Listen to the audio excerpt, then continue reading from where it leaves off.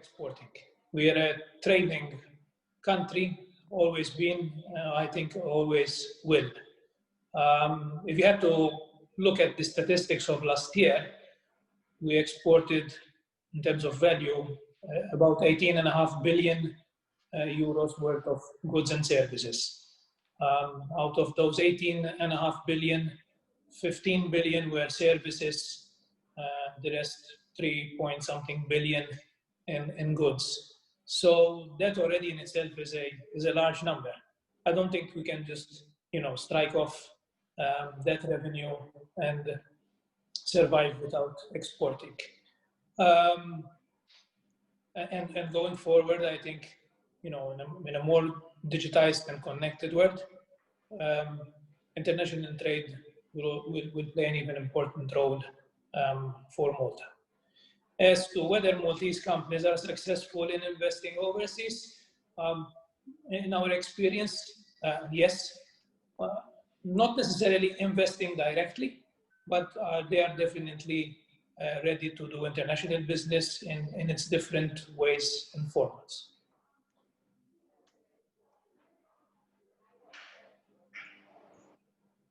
We can't hear you, Edwin. How's that? Can you hear me? Yeah. Nikhil, you've been here for quite some time now. We could almost consider you as an honorary Maltese. What's your view? What's your take on this export question?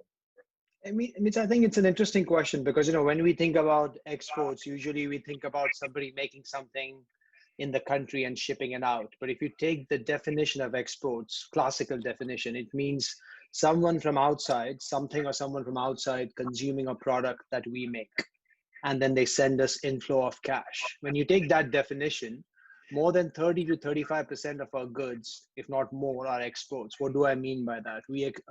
Tourism is an export product. Essentially, there are foreigners coming in to consume rooms we have. Manufacturing is an export product. I think the challenge we face in these sectors, to a certain extent, we have been incredibly successful, but we are limited by space. So there are only so many hotel rooms in a year you can export. There's so many manufacturing goods you can produce because, one, we run out of space or run out of labor. So I think when I look at Malta and I see what Malta has been engaged over the last 5 to 10 years, is trying to find export sectors where we can escape the boundaries of geography. Gaming is a great example. Gaming is today it's 13 to 14% of our GDP, and it's one of our largest exports. It might not feel that way, but it is. It's basically products that are hosted here, created here, and consumed by all of Europeans. So I would say that, I think we have been super successful. We are an exporting nation. That's why, as Anton mentioned, our exports are almost twice our GDP. But I think increasingly going forward, exports will be more digital in nature, and we are kind of geared up to succeed in that field, partly because we have incredible human talent or ability to attract talent on the island. I think for the time being, we'll leave the digital question to later on, because I feel this is an area that we can explore in some detail. But certainly the complexion around the balance between GDP and exports is actually quite an encouraging one generally, as far as Malta is concerned. Simon, are you with us? Yeah, unfortunately, IT is doing their job. That is not doing their job.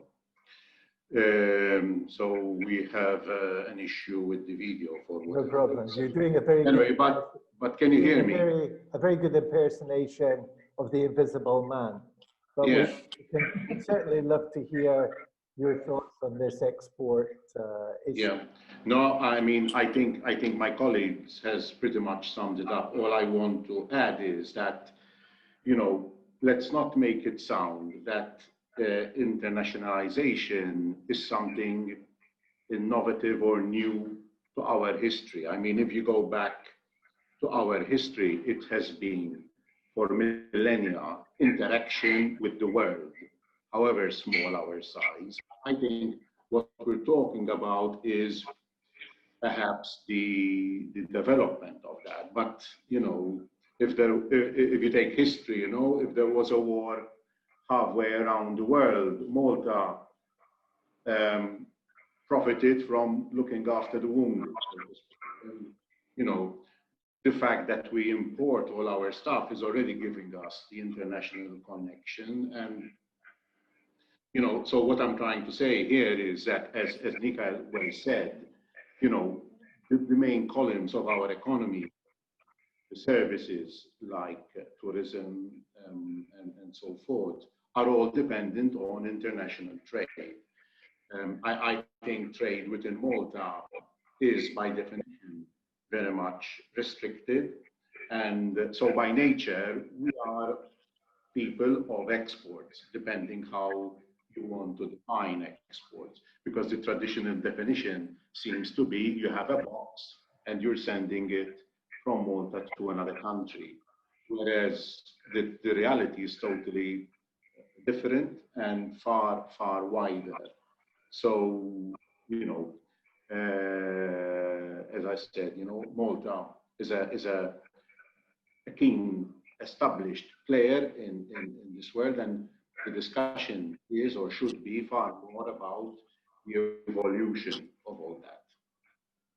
Yeah, I think as far as both Anton and Nikhil are concerned, this whole out of the box issue is very much uppermost in their minds when it comes to discussing the export situation.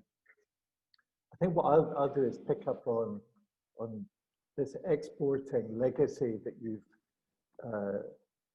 very succinctly put 3,000, 4,000 years of exporting activity into a couple of sentences, Simon. Well done on the compression there. But I mean, there are plenty of success stories when it comes to internationalization of Maltese-owned businesses. You know, the sorts of companies that spring to mind are Vortex, Foster Clark, which was originally a division of Unilever and purchased by the Maltese regional agent. EC English, which has done extremely well in a short period of time. Delegata, APCO in the payments sector. Medilink, a very successful company. Hudson Holdings, who have a substantial part of their business off the island. Parsons have been successful exporting as far away as Australia. Tolly Products, I think everyone knows about their success in the cosmetics, luxury cosmetics industry. Ascent Software, and you know, the list is almost endless. What I'd like to know from all of you, and maybe starting with Nikhil, are what are the critical success factors that boards should be looking at to be competitive when entering international markets?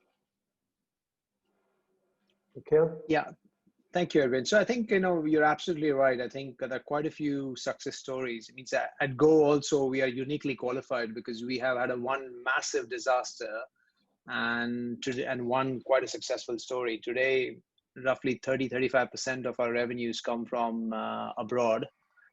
From Cyprus mainly. And I think when we think about success factors, I think there are basically three things. One is invest in something you know, so you can add value, so you can make the business better, give synergies of sorts. Local partner or management is key. So you need the ability to actually empower somebody locally to work with you. So in Cyprus, we are actually partnered with somebody who's a large industrial group. And finally, this doesn't regard to internationalization, but valuation matters. You know, you should always buy good businesses at attractive prices. And especially when you're factoring a new country risk, I think you should tend on the conservative side for valuation. So those are my three things. I guess this very prudent view is certainly part of the risk management which boards can keep in mind. Anton, what's your take on this? Simon, we've got you, but you're sideways now. Oh. But at least you're there. We've got you there. Yeah, I have two people in the background trying to put me right. No problem. Anton, you can fire away. Yeah, well, I think boards have an important function also to understand internal capabilities and the capacity of the business. Internationalization per se is also, it's like starting a new business. So you can't expect someone who has already a function intending to, replicate another role. So I think the board needs to understand that people have capabilities and capacities. And then you need to obviously understand which markets you want to enter, get the right facts, get the right market research, so on and so forth. Can you hear me well, Edwin? I'm getting a bit of reverb. It could be that somebody has two systems on at the same time. So Simon, if you're using a phone for radio, like this, yeah. So I would mute at least one of them and also reduce the sound to 0 on that. Yeah. Yeah, okay. we were hearing you fairly clearly, Anton.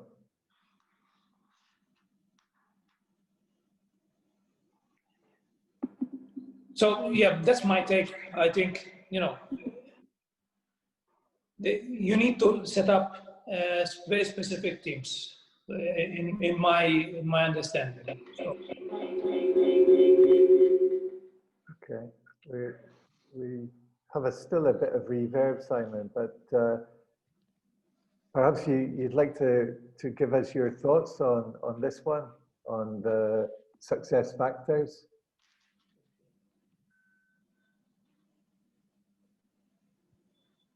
Simon, you hear Sorry, me? I can't hear you.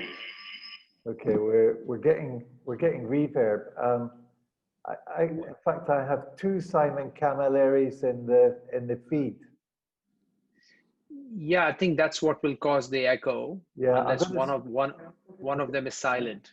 I'm going to switch one off to see what happens. Let's try that. How's that, Simon? Can you hear us? Yeah, I can. Good. We were just talking about the success factors. Yeah.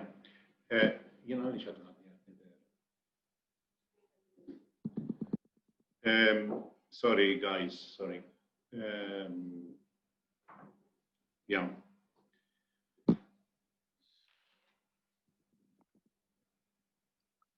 This is the commercial interlude. If everyone would like to go and make a cup of tea and come back in 2 minutes, we should be ready. Just switch it off.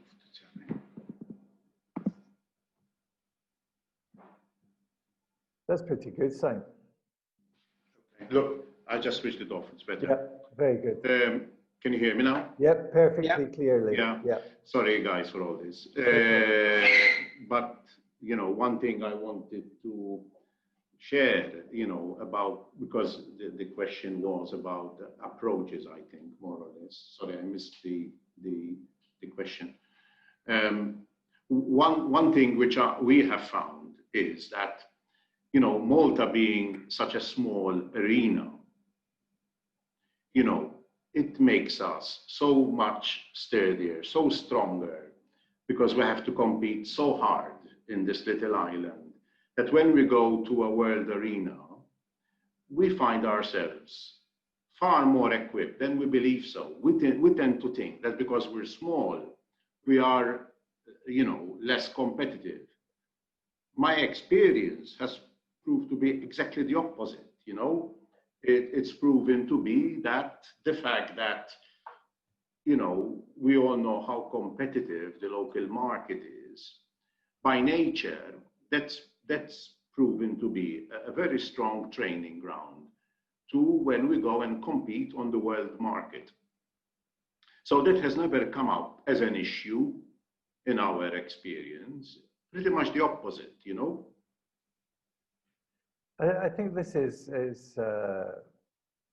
in a sense, taking us to a very much related question, Simon, which is, and again, always in your view, how should Malta's boards be thinking about internationalization in this changed world with COVID, with uncertainty, with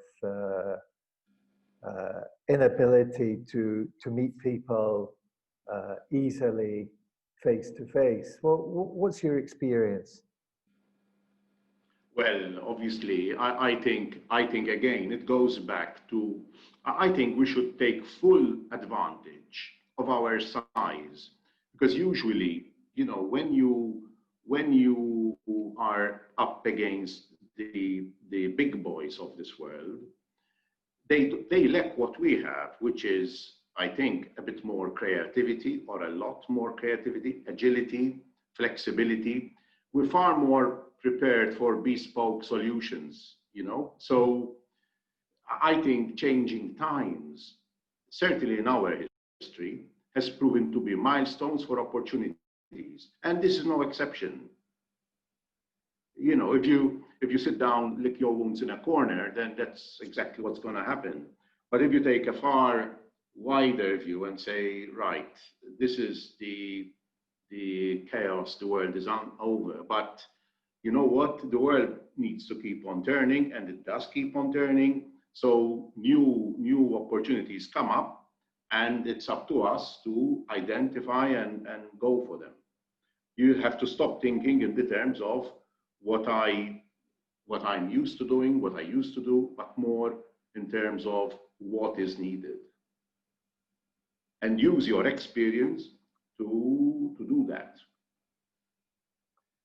So part of it is having a positive mindset, but part of it is using the collective knowledge, the collective wisdom of the board to make the right kinds of decisions.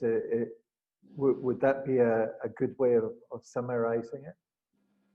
Yes, I mean, obviously, you know, if you take the analogy, you know, and you have a boat in you know, rough seas, you really need to be able to take the right decisions in the circumstances. So in our case, the board is there to keep the rationale of what you're doing, because you're going to have to think fast, quick, and all that goes with it. So you know, when you have a mixture of people that are, you know, trying to keep some sanity, that's the role of the board, because usually, at least in our case, the board is not actively involved at the day-to-day level. So when these exceptional circumstances come about, you need as much wisdom,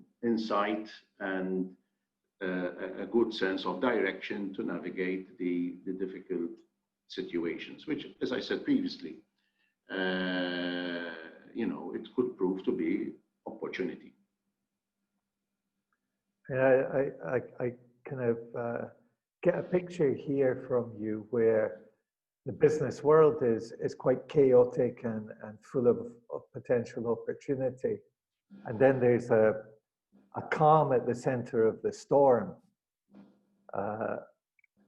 Let's call it the boatyard, where the directors are sitting, and it's a touchstone of certainty. Is that Yes. a way of interpreting it? Yes, but also, you know, I mean, because even, you know, the issue of COVID, one of the peculiarities of it is nobody can tell what's the duration of it. If you're faced with a hurricane, you know that roughly a hurricane is going to, take a few days, perhaps weeks, and then it moves on. And you can plan for that. You shut down, whatever. But with COVID, it's not necessarily the case. It could be, or part of it, the shape of things to come. So there's a new landscape here that you need to set up and address for, with all the uncertainties, because nobody can say whether this is for the rest of our lives, whether this is a reality for a year or two. It's certainly going to change a lot of things. So that has an impact on all the business going on. I think this is an interesting idea of using the board to create some certainty in a very uncertain situation. Mostly tradition has been that small and medium-sized family firms, they usually internationalize the business after consolidating their position in domestic markets. Anton, how can the board provide assistance in the selection and implementation of this internationalization strategy? Well, Edwin, I think the board has an important role here, and it needs to, agree with the management, because ultimately it's the executive team that delivers and executes. That just because you're successful in the local market doesn't mean that just taking a product or service in another market, it's, without doing any changes, it's going to work. In actual fact, most of the time that formula doesn't work. At least that's the experience that we've had with many companies that have reached out to us for assistance, and they said, we have had extreme success with this product, we'd like to take it to an international market. But then I think the board, you need to have experienced people on the board to tell you, listen, let's understand the market first. Yes, we might have the right product or service, but let's understand the market. What are the market needs? What tweaks do we need to do in order to be successful in a particular market? And I'd say the board should give focus to the executive team. Start with a market test, come back, see what the outcomes of the tests are, and then if needs be, go back to the market with the adjustments and see what's happening. So the board needs to, give that clarity to the executive team that, listen, it's a different ballgame, and that we need to focus and perhaps learn from the market. Nikhil, in your mind, how can the board provide assistance with the internationalization strategy? Oh, absolutely. I think so. Look, so we're a public company, so the board position is quite vital in any company, but particularly in public company, and being the representatives of shareholders. So I think I can only speak from our experience. What we do is internationalization slash M&A strategy is part of the dialogue. So you don't do it once in 3 years, but every year as you discuss your annual strategy, you talk about, okay, what is our internationalization strategy? But then also every quarter we review a pipeline. So sometimes, I will often bring up deals and I'm expecting 9 out of 10 to fail. But sometimes just going through the process of the intellectual process of looking at a deal, thinking about it, and then passing it on builds a muscle, which comes useful when you really want to do an acquisition. So that's one. Second is get involved in the opportunities. When we did our investment in Cyprus, it took us 1 year to around the table. It was peak crisis in Cyprus, but the board came down for 3 days, visited the operations, met the management on the other side, stayed in Cyprus to get a feel. Because it's very difficult, as you say, to sit in the center of the boatyard and imagine a foreign land, let alone make an investment decision. So I think getting involved, being on the ground, at least for a short time, is critical. And then it doesn't stop once the acquisition is done. I think once the acquisition is done, the other thing to do is to ensure that you have a similar standards of governance, review, performance monitoring that you have in the core, also with your international subsidiaries. So I think you have to be involved throughout the process. I think that's a pretty good checklist when it comes to board involvement in international strategy. Simon, we're glad to have you visible on screen now. Do you? So, welcome back.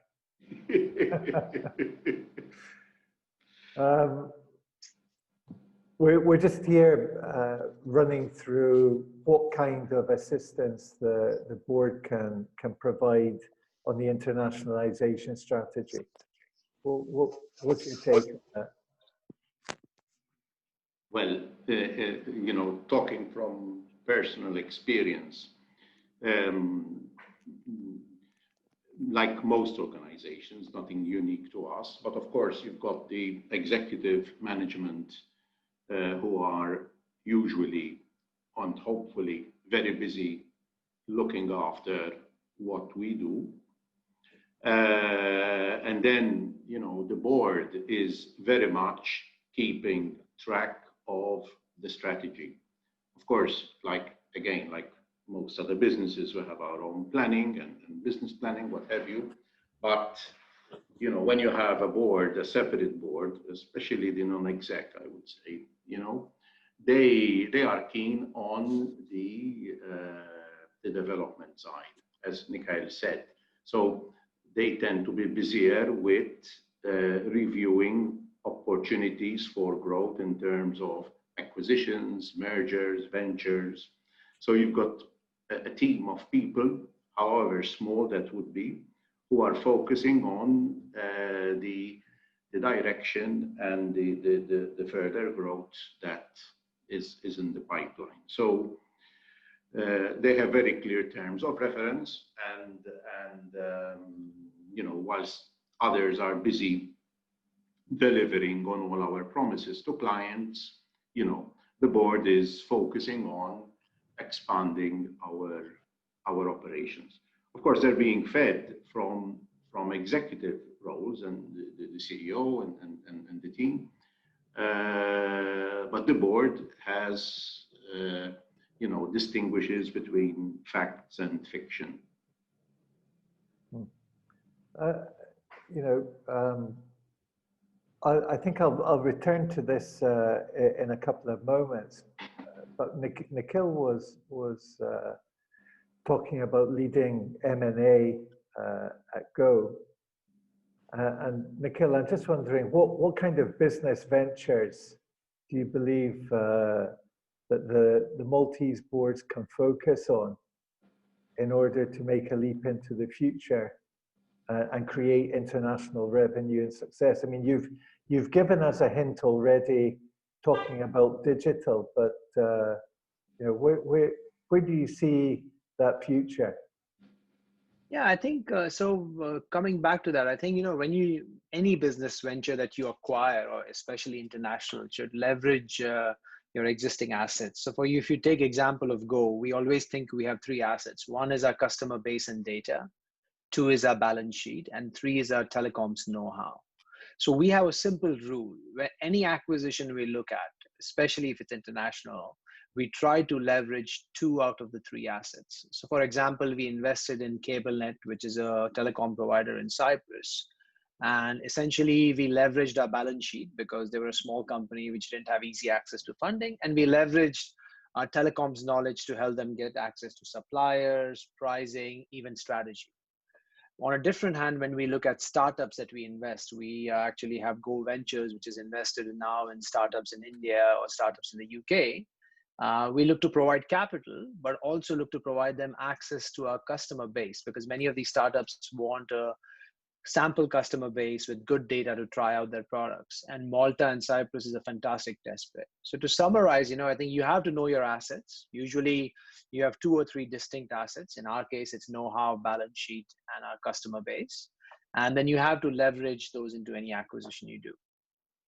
Yeah, I think this is a good point about Malta being a laboratory or a test market, which is quite European, it's quite international, it's a cosmopolitan market, and learnings that you take from Malta can be scaled elsewhere. But it'd be interesting for us to learn a bit more about Go Ventures. Can you tell us a bit more about that, just briefly? Yeah, so I think, look, given our size, if I look at the history of Go for the last 10 years, we tried to invest in telecom businesses. So we invested in a data center business. We invested in Greece. We invested in Cyprus. But soon, given our size, you realize that we have a size disadvantage. So that we don't make enough money to actually keep buying infrastructure businesses. And also, the value chain is shifting where there are new businesses which are created using infrastructure. So I think a year ago, we started with the notion that, look, Malta is a great test bed. We to actually start businesses. So actually every year we invest about 30 to 35 million in infrastructure. So we said we're going to take about 5 to 10% of that and try to invest in startups. And the idea was not to just fund PowerPoint presentations, but invest in startups where they have an idea, they already have a proof of concept, and essentially they would like to get access to capital, but also leverage Malta as a base for either trying out their products or essentially having a base here. So a good example is this year we invested in a company called Mindbeat. It started by a local entrepreneur. It's a perfect example of digital exports. This business is essentially an online coaching platform, which allows you to essentially find the best coaches for your management at half the price and completely digital. And essentially it's a business based in Malta, but all its customers are non-Maltese. Having Go basically provided them with the capital they needed. And we are very patient capital in the sense that unlike a fund, we don't expect an exit in 3 years. We don't mind exiting forever. And secondly, we also allowed them to actually access the Maltese market. Given that we employ about 810 people and 100 managers, we started using it, giving it a local customer base. So those are the kind of startups we look at with usually a Maltese angle. And usually with an international perspective. Yeah, so it's one last before thing. So the latest investment we made was a company which is based in India, which is basically growing in India, it's growing in America, but they needed to have a European base to sell to larger European operators. If you go to Telefonica or France Telecom, it takes you 1 year to get into the organization, let alone do a deal. We were able to give them access to our customer base in 1 month. They could try try their product, but also have a reference European customer. But as a quid pro quo, they just raised about, I think it's 25 or 40 million, and we got to be part of that round, which we wouldn't have otherwise if it hadn't been our ability to expose our customer base to them. I think this shows that there are assets, identifiable assets sitting within many companies which can be leveraged beyond the existing core business. I think that's a learning that we can certainly take forward from that, Nikhil. I'm coming to something which is quite topical, gentlemen, which is, do you ever disagree with your board, Simon? Yeah, well, do we ever agree? Not do we ever disagree. No, but the idea of the board is exactly that. The idea is, to keep being challenged in the moment you're not challenged, someone needs to change, either you or them, because, I'm not saying you should disagree by design, but of course, the idea is to question all the time, because if they don't question, it's, you know, it's a recipe for failure. Because if you surround yourself with a group of people who you know, give you lip service just to appear good, then yeah, you're wasting time and resources. But so disagreement is not really the word, because ultimately the objectives are aligned, and you know, that is to have sustainable growth and adequate returns. However, you need to be challenged. So rather than disagreements, I would call them challenging your opinions and by facts, because the idea of the board is to be a bit separate from what you're doing. Sometimes you run away with an idea, with a project, with a company, and you don't see the bigger picture. And when you have somebody who is looking at it purely objective, as they should, then you're going to get some awkward questions. And if there aren't satisfactory answers, then as Nikhil said, you know, the ratio of working on 10% of your ideas, 9 out of 10, 1 out of 10, is pretty much sums it up. So on the 9, you're going to have a lot of different opinions, possibly disagreements. But so yes, the short answer is definitely yes, but that's part of the whole equation. Anton, Simon's talking about very much evidence-based approach to engaging with the board, and the board engaging with the operational aspects. Do you disagree with your board? Yes, I have to say that it's not different from any other organization, despite that we are promoting trade. And I agree with Simon. It's the you know, board meetings are there so that the people who are sitting around the table can have a frank conversation about the strategy, how to take the business forward.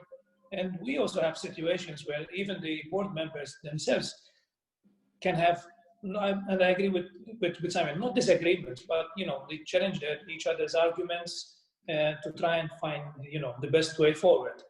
So absolutely, I think that the most important thing for the executive team is to give the board members as much as information on a particular subject as possible.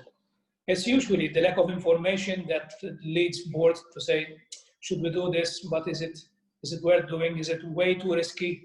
I think the executives team, the importance there is to provide as much as information as possible. Then you need to take a decision. But the discussion that, you know, happens around the table is very important. At least, you know, where is everyone is on the page. How does everyone feel? Where the organization or the company is going? And then if you need to take a decision. So there's an element of risk in that. And then hopefully if you go for it and you're successful, then it's easier to bring everyone on board on that particular subject. Nikhil, we're borrowing from Anton here in terms of pinpointing and highlighting the quality of information that comes from the interaction with the board. But we're also, I think, now taking as given that there are going to be some disagreements of some kind. What sort of outcomes do you expect from those, in inverted commas, disagreements? Yeah, I think I take a slight, I don't know how to say, I'm uncomfortable with the word disagreements, because, you know, I think at the end of the day, the contract of the board and the management is looked after to create value for shareholders and potentially the broader society. So I think I like to use the word debate because ultimately it's disagreements, but we're all trying to get to an outcome. If I had everything at board which was just rubber stamped, I would be really worried. At Go, we spend a lot of time. Actually, we send our board members through training to essentially be able to ask the right questions. So actually giving them a lot of information is key. But look, at the end of the day, there are often times board and management may not be aligned. And it depends on whether board has skin in the game, i.e. they're shareholders or just appointed by shareholders. But if they're not aligned, I think as long as the points of debate are valid, they're fact-based, and then I think as management, what we want is a board that listens, highlights the points, but ultimately it's their decision. And if they decide to go against what management is saying, it's either one of the two things. A, we have not done a great job of convincing them, so we try again. Or two, they are right and it's ultimately their decision. So we have that clear distinction. So I think as long as the decision going is based on rational, not necessarily rational, but an explanation which is fact-based, risk-weighted, I think as management we have to accept it. And how often do you invoke the A? Sorry, how often do you invoke? You're right to come back and try and persuade them a second or a third time. So once again, it depends on personality. For me, from my own self, I always think that if the board is not convinced and I still think it's a good opportunity, then I have not done my job, or we haven't done my job. So for example, investing in Cyprus, it took us 1 year. So that was like 6 meetings to agree on it. 6 meetings, 2 trips with the board. So ultimately, I put the burden on management. If you really think it's a good opportunity for the shareholders, and if you cannot convince the board, 9 out of 10 times, it's your job to keep going back. Okay, so there's some useful advice for our audience, which is about persistence and believing in the business case around a particular management decision. Anton, you're in the very privileged situation of leading the national brand when it comes to export. Do Maltese boards have to get out of their comfort zone to find opportunities abroad? Yes, absolutely, Edwin. And I think in what's happening today, and we're seeing countries looking inwards rather than outward. I think we need to, boards have to go out of their comfort zone. They need to take part in the internationalization process and understand that what's happening around us is, is not necessarily the right thing happening at the moment, and that we need to challenge the current status quo. I think when it comes to this as well, we also find that locally, not many companies work together. And there are opportunities a lot of opportunities, at least on an international stage, where local companies should come together and work together more effectively. It might not happen locally, but there are opportunities, huge opportunities in doing that overseas. Unfortunately, we don't see that happening much. We've been trying to push for companies to work together, share more information, go for international projects together. But yes, I think you cannot expect the same business model and we've touched upon this before, we cannot expect the same business model that works here locally to function or to get you the same results outside of Malta. So you need to go out of your comfort zone, and we as an organization have been trying to do that over the past 2 years. We've been organizing events, missions to countries, let's say in Sub-Saharan Africa and in Southeast Asia, where we are traditionally not present as a country. We also don't have institutions like high commissions or embassies. And then when you take a group of people, including some of them which sit on boards, they realize that, oh, it's a completely different culture. We need to adjust our offering or our products in order to be successful here. Or this market is not for me because we're nowhere ready to be competitive in this market. So yes, I think internationalization requires an element of, a strong element of walking out of your comfort zone if you want to be successful.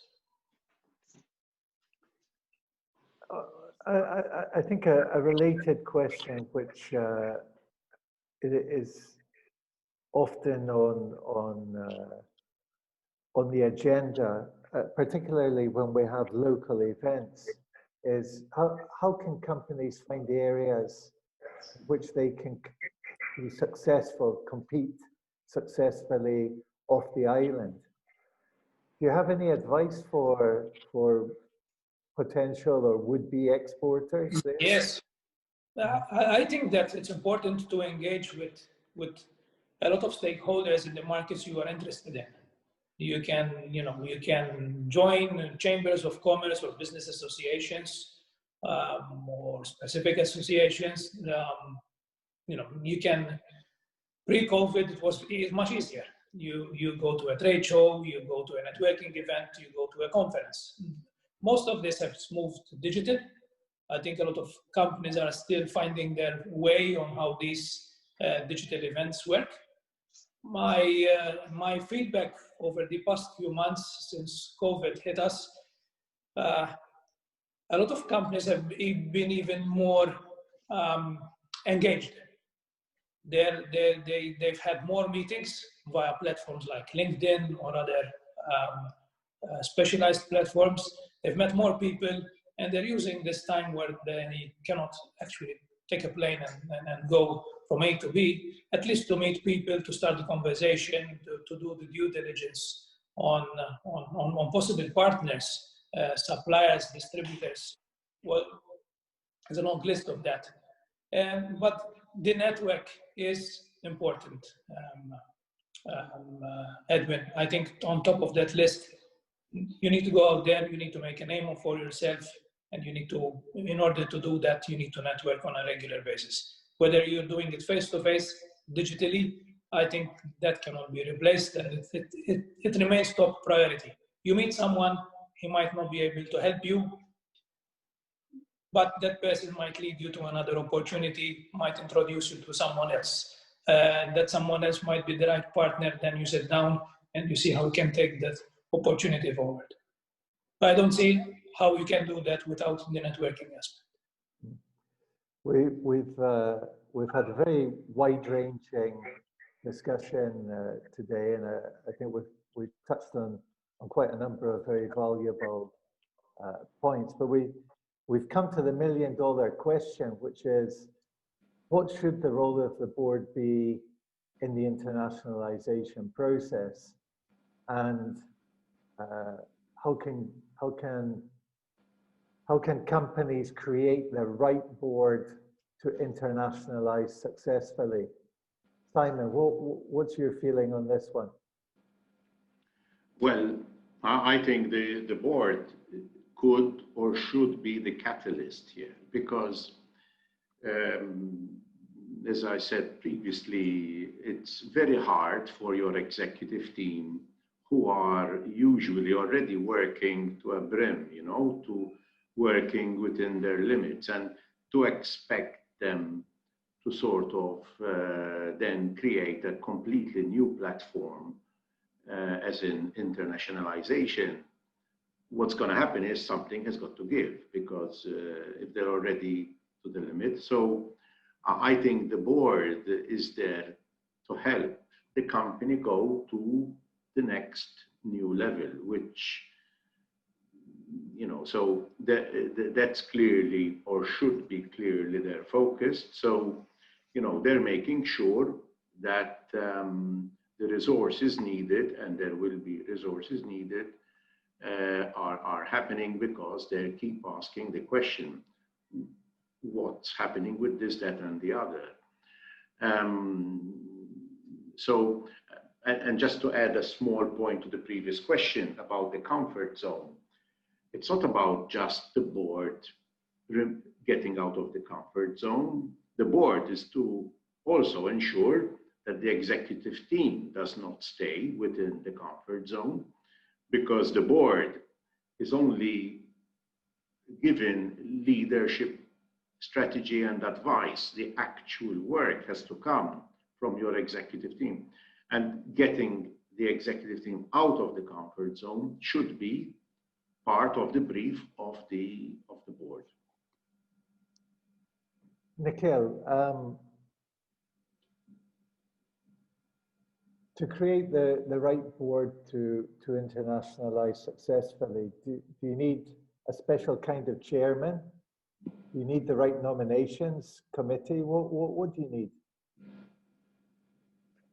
So I depending on the size of the business, but I invariably think any board composition should have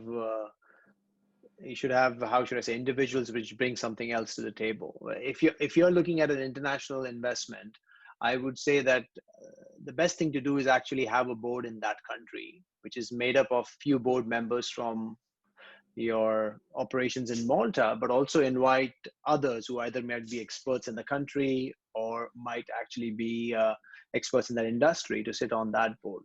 So I would go off and saying, depending on the size of the operation, I would actually create a separate board for your that international operation, because then it gets the focus, but also brings the local flavor or the industry flavor to make the board more effective. So it's like a new hybrid board. Not necessarily a hybrid. So for example, to give you an example, again, we at Go, we have a Go board, but then we have two subsidiaries. One is BMIT, which is listed in Malta, but one is CableNet, which is now also listed in Malta. And each one of them have their own boards. And that was always the case even when they were not listed. And there were a few board members who come from the Go board, but others are essentially individuals who can add direct value to that business, and they have nothing to do with the Go board. So it's actually, you have to, as I said, depending on the size of these businesses, you have to create a board which is specific to that opportunity. Anton, we're almost out of time. Briefly, what are your thoughts on this one?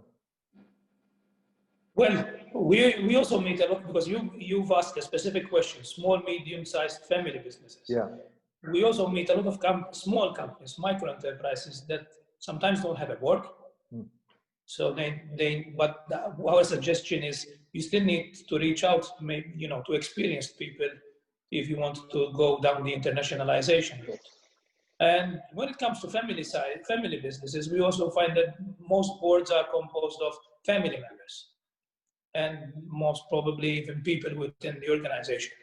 So I think they need to open up, and Nick had mentioned this, open up to new people with different ideas, from different backgrounds. Because otherwise, if you're going to keep on seeing things from the same lens and from the same perspective, it's going to be very difficult for those companies to internationalize, unless they have a really, really good product or service to sell. Okay, we're not just nearly out of time, we're actually out of time, but I would like to ask each of you one final question, and if you don't mind, let's try and keep it as brief as possible in terms of the answer. I will start with you, Nikhil, and then we'll go to Anton and end with Simon. And the question is very straightforward. If there's one thing that you'd like our audience to remember about what you've said today, what is it? So I think it's one thing, but it's really three things. I think, if you're looking at internationalization as a board, try to make sure you invest in something and you can add value. In my opinion, local partners or local management is key. And third is be involved in the process by being in the due diligence phase, but also post-acquisition in the performance management phase. And Anton? From my end, I think the board should encourage an internationalization process which is well thought, well planned, and pushes, as Simon said before, the executive team to go down the road. I think right now it's a very good time to do the homework, to explore opportunities, so that when things hopefully come back to some sort of normality, you just you're ready, prepared to take on new opportunities. But I think even in this downturn, there are a lot of opportunities, and we're seeing companies who are thriving despite the problems that are around us. So my 2 pennies: keep on pushing for internationalization, and feel free to reach out if you need any help from us. Simon, we couldn't see you at the beginning, but we're giving you the last word. Although no one has yet mentioned the word diversification. What are the takeaways from today, Simon? Well, from personal experience, I think you have to bear in mind 2 things. One is that you may know your product and your service, but don't be presumptuous to know local knowledge. Nobody knows local knowledge like local people. So make sure that as a big part of your strategy is engaging with the local organization. And you don't need to spend too much time about your product, because by now you should know your product, but I would invest a lot more time on identifying whether it's a partner, agent, call it what you like, on the local scene, because they are going to make the difference, the combination of you and them. And if them are not the right fit, then it's not going to happen. And I think, as I stated at the beginning, we should really never underestimate our capability. We're far stronger than we think we are, and we need to believe in this. We've been successful. I'm not talking about ourselves. I'm talking in general. And we need to take courage from that and move forward. Okay, well, that's all we have time for today. We've had I think an excellent introduction to some of the opportunities and pitfalls for directors when it comes to internationalization. Thanks to our panelists, Simon J. Camilleri. He's the managing director at Simon J. Camilleri Holdings. Anton Buttigieg, CEO of TradeMalta, and Nikhil Patil, who's the CEO at Go PLC. Thanks for sharing your thoughts today, and thanks to all of you in the audience for being with us. There is a recording from today's webinar, so if there are sections of it that you want to revisit or listen to again, it will be up on the IoD social media pages before the weekend. So check us out on Facebook or LinkedIn. We've got 2 chartered director modules coming up. There's strategy for directors. So those of you who enjoyed today's session may well be interested in joining the chartered director strategy for directors module. There's also a leadership for directors module coming up as well. If you're interested in this, drop me an email or get in touch with our coordinator for the chartered director, Alexia Faruja. She's at Atakko. Next month, we've got on October the 29th, we're going to be discussing chairing the board for better business performance. And Tony Mahoney, who I think is well known to most of you, will be one of the speakers, as will Sonny Portelli. And we have a guest CEO joining us who will be talking about his or her expectations from the board and in particular from the chair. So enjoy the rest of your day and thank you for being with us. Thank you. Thanks, guys. Thank Enjoyed you. it. Bye-bye. Thank you Very much. Well done. Cheers. Thank Bye. you.